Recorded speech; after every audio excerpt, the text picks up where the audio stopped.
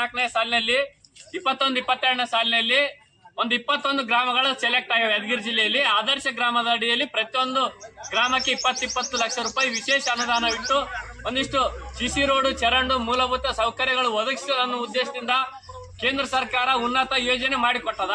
ಆದ್ರೆ ಇಲ್ಲಿ KIDL ಸಂಸ್ಥೆ, ಕರ್ನಾಟಕ ಗ್ರಾಮೀಣ ಮೂಲಭೂತ ಸೌಕರ್ಯ ನಿಗಮ ಇವತ್ತೇನ್ ಮಾಡ್ಯದಂದ್ರೆ ಕಳಪೆ ಕಾಮಗಾರಿ ಮಾಡಿ ಅವೈಜ್ಞಾನಿಕ ಕೆಲಸ ಮಾಡಿ ಈ ರೀತಿ ಸಿಸಿ ರೋಡ್ ಹಾಕಿ 3-4 ತಿಂಗಳಾಗಿಲ್ಲ, ಇಂತ ಚರಂಡಿ ನೀರ್ ನಿಂತದ.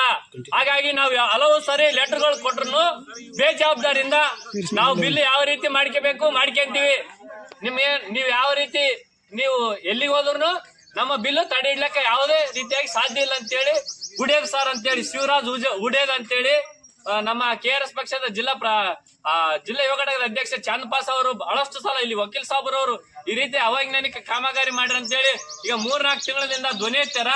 ಈ ಧ್ವನಿಗೆ ಇವತ್ತು ಹೊಸ ಡವಲಿ ಸರ್ ಅವರು ಬಂದಾರ, ವಿಸಿಟಿಂಗ್ ಅಂತೇಳಿ ಕರೆಸಿವಿ. ಅವ್ರ ಸಮ್ಮುಖದಲ್ಲಿ ಇದು ನೋಡ್ಲಿ, ಈ ಸಿಸಿ ರೋಡ್ ಮೇಲೆ ನೀರ್ ನಿಂತಂದ್ಮೇಲೆ ಎಷ್ಟು ದಿನ ಬಾಳಿಕೆ ಬರ್ತದೆ? ಇದು ನೀಟಾಗಿ ವೈಜ್ಞಾನಿಕ ಮಾಡಿದ್ರೆ ಕೆಲಸ ಇವತ್ತು ನೀರ್ ನಿಂದಿರ್ತಿರ್ಲಿಲ್ಲ. ಇನ್ನೊಂದು ಈ ಮನೆಗೆ ಯಾರಿಲ್ಲ ಅಂತ ನೀರು ಇದ್ ಮಾಡಿ ಅವ್ರು ಈ ಮನೆ ಇದ್ರೆ ಸೀದಾ ಹೋಗ್ತಿದ್ವು ಮಾಡ್ತಿದ್ರು. ಇಲ್ಲಿ ಒಂದು ಮನೆದವ್ರು ಯಾರಿಲ್ಲ ಅನ್ನೋ ಉದ್ದೇಶದಿಂದ ಆಯ್ತು ಬೇಕಾಬಿಟ್ಟಿ ಸ್ಥಳ ಭೇಟಿ ಕೊಟ್ಟಿಲ್ಲ, ಏನಿಲ್ಲ, ಸರಿ ಆಯ್ತು ಬೋಕಸ್ ಬಿಲ್ ಎತ್ತದು. ಈ ರೀತಿ ಭ್ರಷ್ಟ ಅಧಿಕಾರಿಗಳು ಯಾದಗಿರಿ ಜಿಲ್ಲೆಯಲ್ಲಿ ಹೆಚ್ಚಾಗ್ಯಾರ. ಇವರ ವಿರುದ್ಧ ಸೂಕ್ತ ಕಾನೂನು ಕ್ರಮ ಆಗ್ಬೇಕನ್ನೋದು KRS ಪಕ್ಷದ ಆಗ್ರಹ. ಇವತ್ತು ಡಬಲ್ ಸರ್ ಅವ್ರು ಬಂದಾರ, ಈ ಕಾಮಗಾರಿ ಬಗ್ಗೆ ಏನ್ ಹೇಳ್ತಾರ ಅವರೆಲ್ಲೇ ವಿಚಾರ ತಿಳ್ಕರಿ ಸರ್. ಧನಂಜಯ್ ಸರ್ ಅಂತೇಳಿ ಡಬಲ್ ಅವರವರ ಮತ್ತು ಅಸಿಸ್ಟೆಂಟ್ ಜೈ ಶಿವರಾಜ್ ಉಡೇದು ಮತ್ತು ಹೊನ್ನಪ್ಪ ಜೈ ಅಂತೇಳಿ ಇಲ್ಲಿ ಕೆಲಸ ಮಾಡಿದವರು. ಇವ್ರು ಮೂವರು ಹೊಣೆಗಾರ ಆಗ್ತಾರೆ. ಇವ್ರ ಮೇಲೆ ಸೂಕ್ತ ಕಾನೂನು ಕ್ರಮ ಆಗ್ಬೇಕನ್ನೋದು ನಮ್ಮ ಆಗ್ರಹ. ನ್ಯಾಯ ಸಿಗುವವರೆಗೂ ನಮ್ಮ ಹೋರಾಟ ನಿಲ್ಲುವುದಿಲ್ಲ.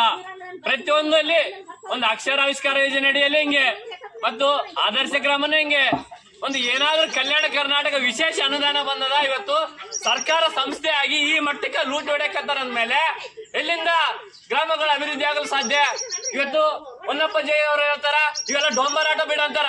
ಡೊಂಬರಾಟ ನಾವು ಮಾಡ್ಲಕ್ ಬಂದಿಲ್ಲ, ನೀವು ಮಾಡ್ರಿ.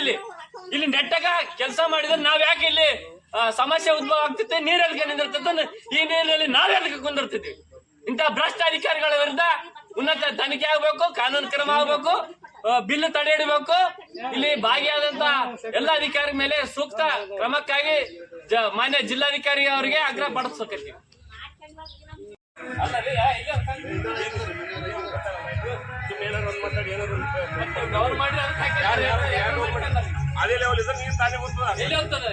ಈಗೆಲ್ಲ ನೀವು ಇದು ಉಪ್ಪು ಮಾಡಿದ್ರೆ ಹೋಗ್ತಿತ್ತಲ್ಲ ಟೌನಿಗೆ, ನೀವ್ ಯಾರು ಸರ್ ತಾವು ಎಲ್ಲ ಮತ್ತೆ ದೇಶಿಗೆ ಬಂದ್ ಮಾಡ್ಬೇಕಾಯ್ತಲ್ಲ. ಈಗ ವೈಜ್ಞಾನಿಕ ಅಲ್ಲ, ಅವೈಜ್ಞಾನಿಕ ಕಾಮಗಾರಿ ಇದು.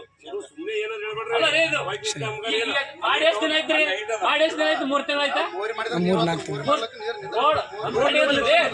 ಅದು ಹೇಳಿ ಸರ್, ಡಬಲ್ ಸರ್, ನೀರ್ ಎದಕ್ಕೆ ನಿಂದಿರ್ಬೇಕು ಇಲ್ಲಿ?